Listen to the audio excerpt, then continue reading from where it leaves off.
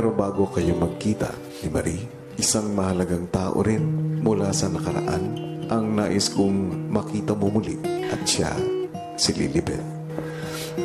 Opo, kuya. Kung iyong mamarapatin, sana kunin mo ang pagkakataon na ito para magpasalamat sa kanya. Opo, kuya.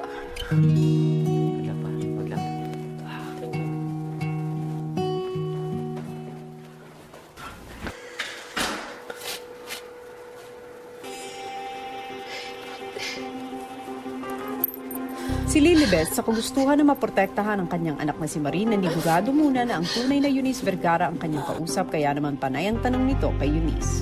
Ano bang dapat natin simulan? Ano sa iyo natatanong mo sa akin? Ano po yung palayo niya? Neneng. Nining. Paano ka napunta dun sa kaila Aileen, Anong simula?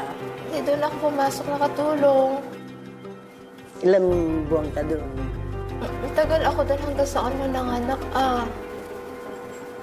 Tapos, 7 months. Saka na nalaman ni Ate Aileen na buntis ako.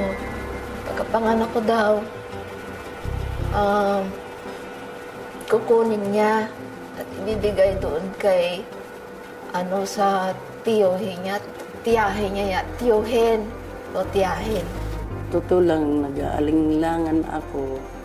Wala akong pinagkakait kay Maricar. Sa totoo lang. Dahil sa sobrang pagmamahal ko kay Maricar, basta pag kay Maricar, ibibigay ko ang best ko. Ate. Samantala sa confession room, Alam ko ang sitwasyon na meron tayo ay hindi madali. Lilibet, Apo. naiintindihan ko na gusto mo talagang protektahan ang iyong anak.